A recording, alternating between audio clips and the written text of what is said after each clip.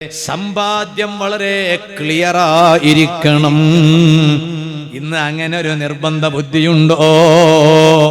ഞാൻ സമ്പാദിക്കുന്ന സമ്പാദ്യം അത് ഹലാല് മാത്രമായിരിക്കണമെന്ന് വാശിയുള്ള എത്ര പുരുഷന്മാരാണുള്ളത്? കണ്ടു കാണുന്ന ആളുകളിൽ നിന്ന് പൈസ എടുത്ത് ഓടിക്കളയലല്ലേ, എന്നിട്ട് അവസാനം ഫോൺ സ്വിച്ച് ഓഫ് ചെയ്യലല്ലേ, അതാ മൊബൈൽ നമ്പർ മാറ്റിവെക്കലല്ലേ, സിമ്മങ്ങ് ഊരിക്കളയലല്ലേ? അതൊക്കെ വലിയ മാന്യതയുള്ള പണിയാണോ? അതൊക്കെ വലിയ നല്ല പണിയാണോ? നിങ്ങളൊന്ന് ആലോചിച്ച് നോക്കൂ. പോയി കിടക്കാൻ ഒരു ഖബറുണ്ടെന്ന പേടി വേണ്ടേ?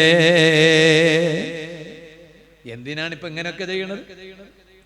സഞ്ചരിക്കാൻ ഒരു കാറുണ്ടെങ്കിൽ ആ ഉള്ള കാറിൽ യാത്ര ചെയ്താൽ പോരെ.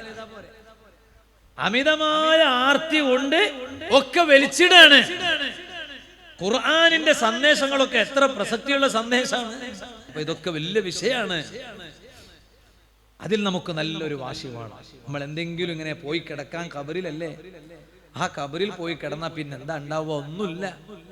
മൂടുകല്ലങ്ങ് വെച്ചാലുപ്പ പിന്നെ മിൻഹാ ഖലഖനാകും വഫീഹാ നുഈദുകും വമിൻഹാ നുഖ്രിജുകും താറത്തൻ ഉഖറ എന്ന് രണ്ട് കൈയങ്ങെടുത്ത് ഇങ്ങനെ മണ്ണ് വാരിയിട്ടാൽ പിന്നെ തിരിച്ചു പോകുന്നു എല്ലാവരും.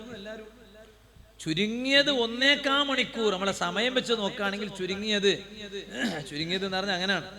ഒരു ഒട്ടകം അറുത്തിട്ട് ആ ഒട്ടകത്തിന്റെ മാംസം വിതരണം ചെയ്യുന്ന ഒരു സമയം ഫിഖഹിന്റെ പണ്ഡിതന്മാർ കിതാബിൽ പറയുന്നുണ്ട്. ആ സമയം വരെ അവിടെ പോയി നിൽക്കുക ഖബറിന്റെ അടുത്ത്.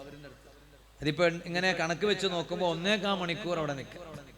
അതിനിപ്പോ ആർക്കാ ഉപ്പാന്റെ ഖബറിന്റെ അടുത്ത് 1.25 മണിക്കൂർ പോയി നിൽക്കാൻ നേരമുള്ള? ഏത് മോനാളുടെ സദസ്സിൽ സ്വന്തം ഉമ്മാന്റെ ഖബറിൽ 1.25 മണിക്കൂർ നിൽക്കാൻ നേരമില്ല. വീട്ടിൽ വന്നിട്ട് ഉമ്മാനെ ഇങ്ങനെ ഓർത്തിട്ട് കരയാ. ചുരുങ്ങിയത് ഒരു 1.25 മണിക്കൂർ ഉപ്പാന്റെയും ഉമ്മാന്റെയും ഖബറിൽ നിന്ന് ചെലവഴിക്കാൻ സമയം കണ്ടെത്തണം മക്കൾ. അല്ലാഹു നമുക്ക് ഭാഗ്യം തരട്ടെ. അതൊന്നും ഇല്ലല്ലോ, ഒക്കെ കഴിഞ്ഞു. ഉമ്മ ഖബറിലായി, ഉപ്പയും ഖബറിലെ, മക്കളൊക്കെ തിരിഞ്ഞു വന്നു. എല്ലാരും വന്നില്ലേ? മടങ്ങി വന്നു. പിന്നെ ഖബറിൽ കൂടെ ഉള്ളത് എന്താ?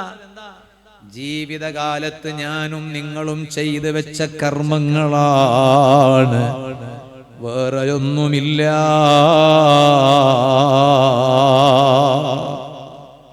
ആ ഖബറിൽ പോയി കിടക്കാനുണ്ടെന്ന ബോധം വേണം. നല്ലത് മാത്രം ചെയ്യണം. ഖബറിൽ വേദനിക്കുന്ന പ്രവർത്തനം ചെയ്തു പോകരുത്. ഖബറിൽ സങ്കടപ്പെടേണ്ടുന്നൊരവസ്ഥ വരരുത്. സമ്പാദ്യം ക്ലിയറാക്കണം.